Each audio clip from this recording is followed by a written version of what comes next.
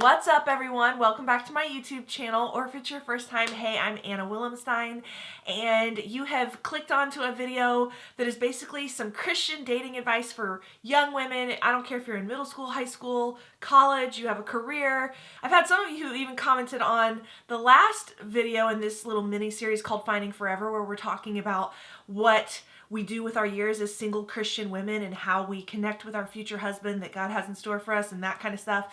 I had a few of you comment under that last video saying, I'm almost 50 and I'm still believing God that I'm going to meet a godly husband. And I think I had another lady who was 62. I had a lot of girls in college, a lot of working girls who've graduated college, or they have their job already, and they are trusting God that He's going to help them to connect with the right man and have an awesome family someday. So anyway, today we're going to talk more about that topic. I told you guys last week in the video, this is kind of like the devotional video series for my channel right now. We just completed the entire book of Psalms. So there's 150 Psalms devotional videos that I always link in the description box below the video if you want to check that out. But this is, like I said, the Christian dating advice. And I let you guys know in that past video that there's going to be 5 videos in this mini series. And basically, to come up with this series, I asked myself the question, I felt like God led me to ask myself the question, what did I do with my years as a single Christian woman? I wrote down this huge long list, and then it broke into 5 categories. So each week we will cover another category. The 5 categories are that I came close to God. That's what we covered last week. That video is linked below. And then the next category was I made tons of friends. The next category is, that's what we're going to talk about today. Next category, I dreamed of my future husband, and then I lived everyday life, and I became more independent. So like I said, today we're talking about how I made tons of friends. Emphasis on the word tons. And I'm really excited to share with you guys. I have a lot of notes to talk about there. But I wanted to give you guys a little bit of my testimony, my background. So when I was in middle school and high school, I was pretty introverted. I had good social skills. I knew how to talk with people. But there was a shyness about me, and I was a mega bookworm. I loved to read, and I still love to read to this day, like Agatha Christie, Jane Austen, Charles Dickens.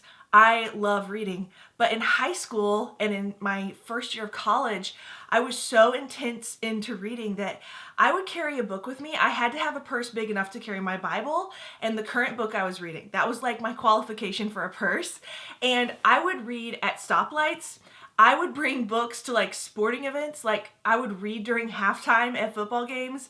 I would read if there was some downtime at a college when I was a junior and senior in high school. I would go to my future college because it was in the same city that I lived in.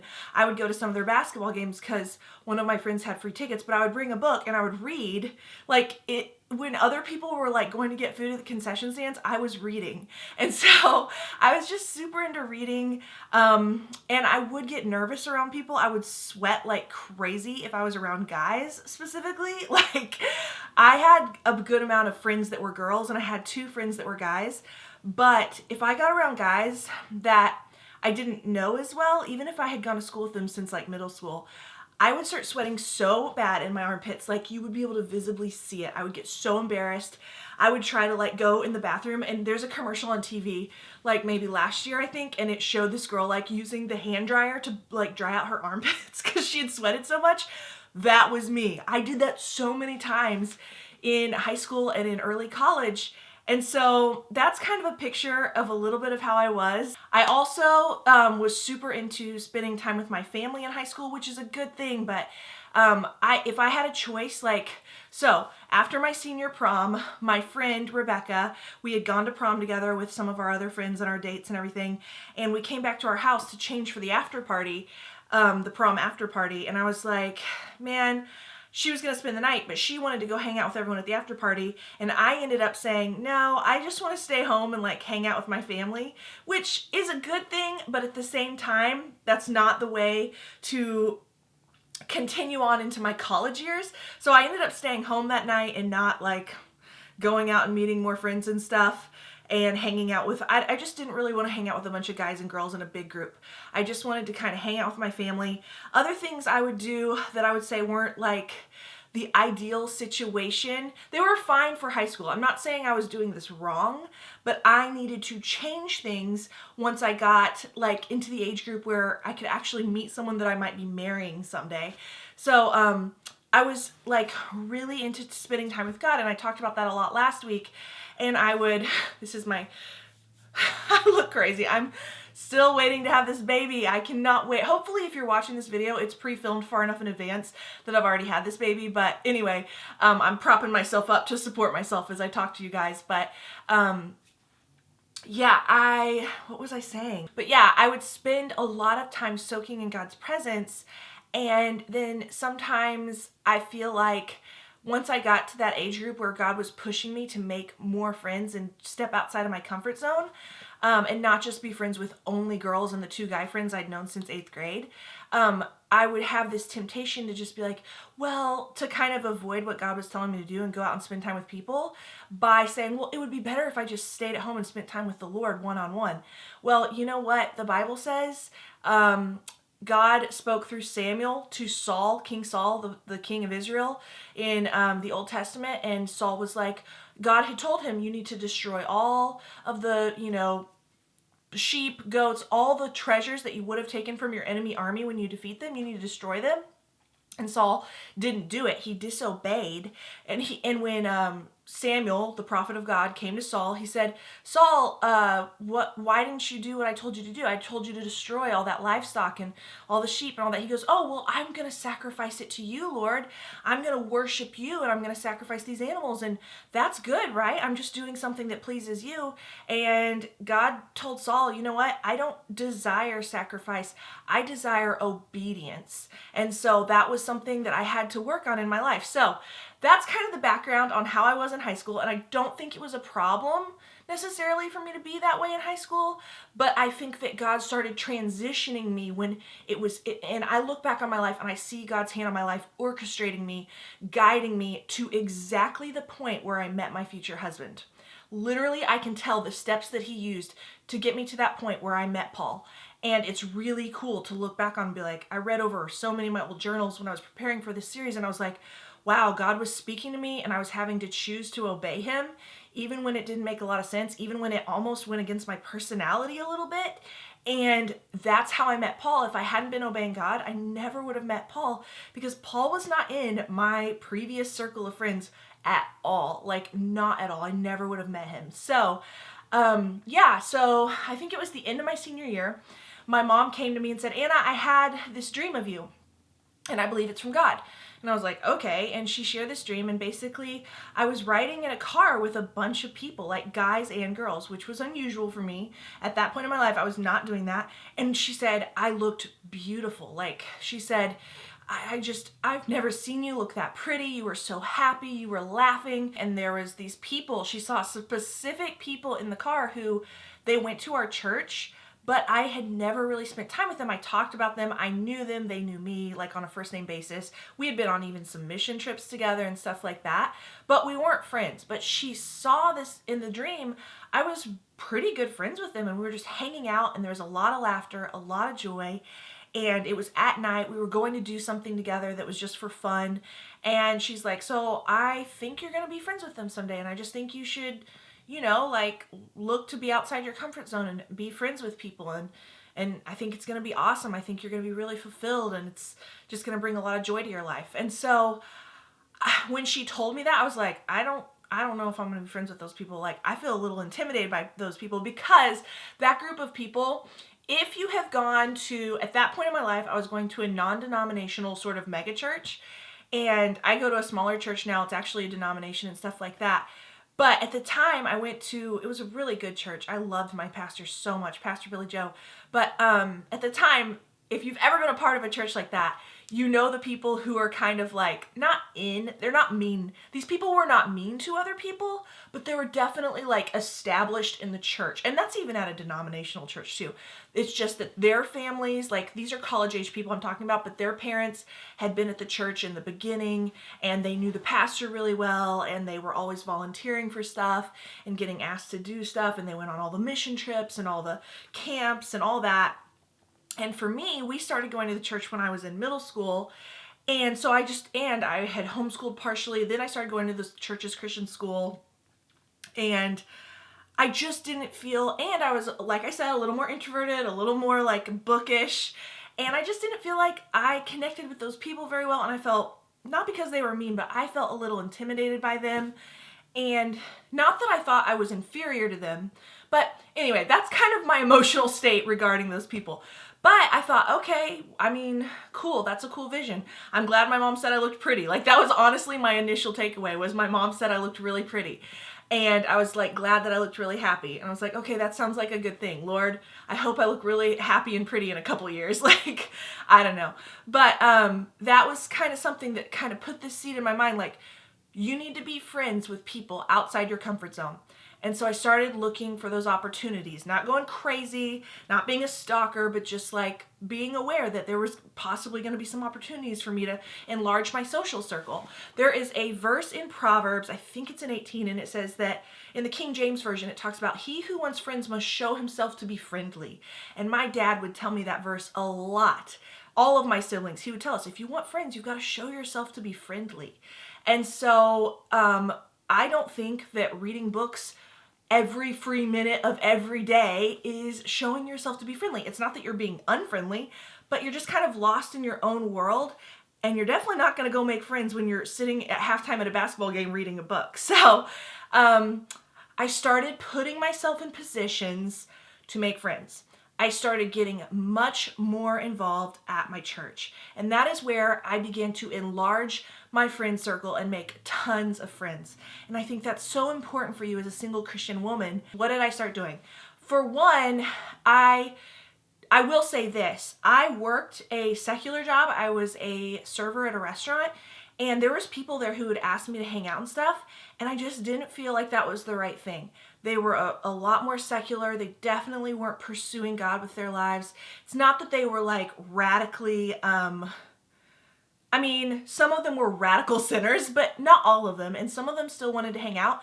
And I just felt like it was going to be a better use of my time to try to build friendships with people at my church, because most of the people at my church that I was looking to be friends with, or that were at the college group on Tuesday nights, that were volunteering at the youth group, that were doing these sorts of things, they had a few basic qualities. One, I wrote some things down. They were trying to live a godly life. That was something that they desired to do. Two, they had some moral standards. I think they had some extreme moral standards that are kind of extra biblical. Like, they're not even like listed in the Bible, but they were working hard to live pure and holy lives set apart to God. They were in church a lot. They went to a lot of different church events, church functions, church services, prayer meetings, worship nights. They were in church all the time. It was guys and girls together. It wasn't just the girls group, which is fun. But if you're looking to get married and connect with the husband God has for you, let's just be practical. You need to put yourself in co-ed circles. You need to push yourself, as uncomfortable as you may be, as sweaty as your armpits may be, which, by the way, I got over after about a year and a half. As uncomfortable as it may be, you need to push yourself to be around guys. And the other thing is I had this thing in high school where I had like this really soft heart for people who weren't cool or who weren't popular. And to be fair, my school, I didn't ever have anyone, I only had someone be mean to me in all of my high school and middle school years. I only had one person ever be mean to me. And I was shy, and I was like the honors kid, like the little nerdy kid. No, not nerdy, but just like not the cheerleader. And no one was ever mean to me. So I was in a friendly environment. But like I described, at our church, there was this group of established, like young adult type people. And they were the popular ones. They weren't mean to people or anything. But I had a heart to look for the people who kind of felt like they were on the outside, how I had felt in the past. And I wanted to make them feel so welcomed and so loved. But I would totally almost like stiff arm the idea of going and being around those more established people, those people who were, you know, I don't know, it was like I was reverse discriminating against popular people, against established people, because I felt like, no, I want to only be around people who feel shy or who feel scared to be around other people. But you know what? I don't think that's the answer. I think you need to put yourself in positions to be around both kinds of people. And it helps you, if you are being around multiple different types of people, it helps you become a more balanced human being. It keeps your heart soft and loving and kind and caring and genuine, but it also pushes you to know, like, I'm not going to be intimidated by someone who maybe has their life more together. I'm going to be with people who are leaders because I can be a leader too. And it's just balancing your mindset, because a lot of friendships and relationships has to do with, you know, how are you thinking about regular everyday life? Who do you think you're worthy of hanging out with? Listen to me. You are worthy of hanging out with established people. Now, if they start acting crazy and mean and rude, okay, that's not why would you want to hang out with them anyway? But God will give you wisdom to filter through the people that you expose yourself to in these social circles, and you can get away from relationships. I did have one friendship. It was extremely toxic. Her family was established at the church, but the more I got to know her, the more I realized, you are crazy gossip. Like, you are so into gossip. You're telling me stuff about people that I should never know about their personal lives. You always want to like stalk them. If they've blocked you on their social media, she would like grab my phone and like look at their social media pages through my phone. It was just weird. It was not something I needed to be a part of, and I distanced myself from her. And yeah, so God will give you wisdom about how to filter through those friends. But I did want to read a scripture to you about hanging out with people at the church, because that's really where I met my future husband. That's where I think a lot of you will meet your future husband. I know that I do a lot of Christian content here on YouTube, and I love doing that, but I always try to periodically, I will try to remind you all that just having relationships with Christians online, that's not enough. God wants you to connect with people face to face in real life. And if you're looking to get married, you need to put yourself out there face to face with people. I'm not saying eHarmony's bad. It's not. I have a ton of friends actually who have gotten married off eHarmony, and they have met amazing godly men through that website. But maybe I'm gushing too much. Maybe I shouldn't say amazing, but from outward appearances, they're happy. And that man is a good man. I know at least five women, 3 of whom for sure are married, 1 who's about to get married, godly men who are established, who, you know, just interesting. eHarmony was a good thing for them. But I do think that you need to be involved in a local church, not just like watching church online, not just like avoiding social situations. You need to probably be serving or volunteering somewhere in your church, because then that's what happened with me a lot of times, is after we would volunteer at youth group and I'd lead a small group, all of the youth leaders would have a recap meeting to express how it went, bring up any issues, ask the youth pastors questions and stuff like that. And then it would usually be like, someone would be like, let's go to IHOP, or let's go to El Tequila, which was this Mexican restaurant, and we'd go get babies arm burritos, and we'd have like 30 people at this Mexican restaurant, and we'd all be like eating chips and salsa and talking, and we'd hang out till midnight, or we'd all go swimming after church, or there'd be house parties like leader Christmas parties. I was volunteering for our church's illustrated sermon, which was the big Christmas play and the big Easter play, which means that we spent really intense, like we'd have rehearsal every weekend for a couple months, or every other weekend depending, and then we would have this intense 5-day week where from Wednesday night all the way through till Sunday night we were doing dress rehearsals and performing the play, and we just like would hang out in the back hallways in between scenes, and there would be prayer going on, but there would also be these opportunities where we would go get lunch together on our breaks, and we'd just be getting to know each other. It was guys and girls. It was people that you didn't necessarily know before. You would meet so many new people that way. So anyway, let me read this passage of scripture to you from Acts 2:42 through 47. They devoted themselves to the apostles' teaching and to the fellowship, to the breaking of bread and to prayer, eating together, fellowshipping together, praying together. It says, everyone was filled with awe, and many wonders and miraculous signs were done by the apostles. All the believers were together. They were together and had everything in common. Selling their possessions and goods, they gave to anyone who had a need. Every day they continued to meet together in the temple courts. They broke bread in their homes. That's kind of like a house party to me.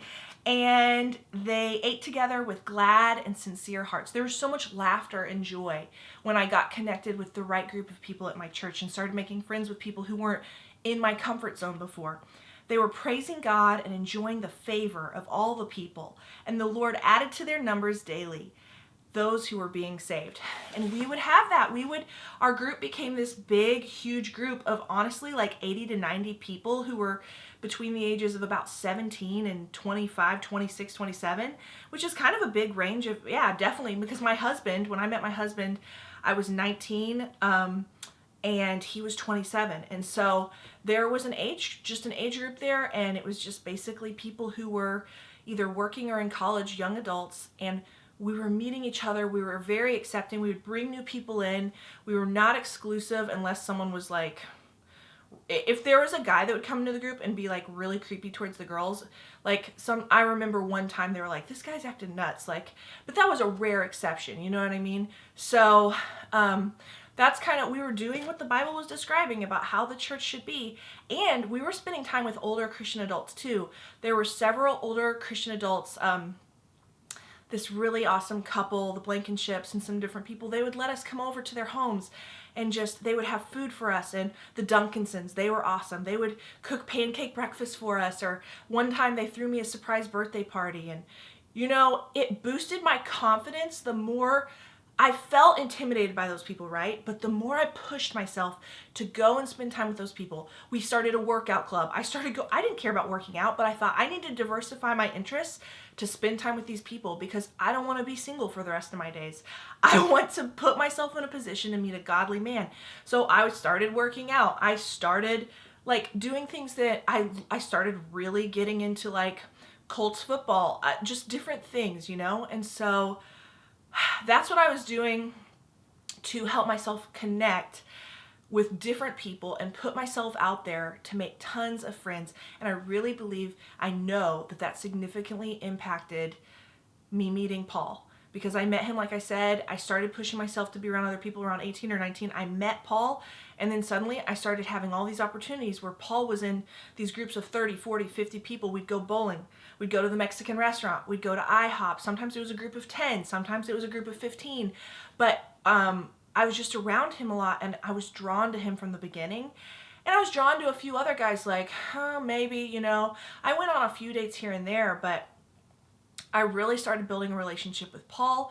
We actually ended up working together at the church. We were on staff at the church together, and we were like best friends. I liked him, but he didn't like me at first for like a couple years. And I would think, I'm just wasting my time maybe. But I felt in my heart that he was, I kept feeling like, I think I'm going to be with him. I think I'm going to marry him. And at one point, we were hanging out, and he was like, listen, I don't like you like that. I like you like a friend. We're not going to be together. And I heard God speak really clearly to my heart, you're going to marry him. Now, I was cautious. I was cautious because he had directly said, I don't want to be with you like that. I want to be your friend. And then I felt inside my heart really clearly, you're going to marry him. And I felt like that was from God. But I was like, you know what?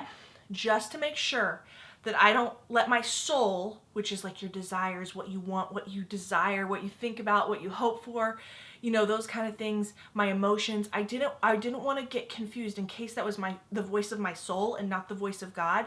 So I said, all right, God, if that's really you, I trust you. I'll put it on the back burner. I'm going to wait and see and obey you with my life, do the normal things that you tell me to do. And I hope that that's the truth. But if that's my soul speaking to me, because that's what I want, and I'm just getting confused about it, then God, help me to lose that desire. Help it to just drop off, end our relationship. Like, help me to do what you want me to do, God. And that's how I handled that. And there's a verse that actually goes along with that I do want to share. Proverbs 16:25. There is a way that seems right to a man, but in the end it leads to death.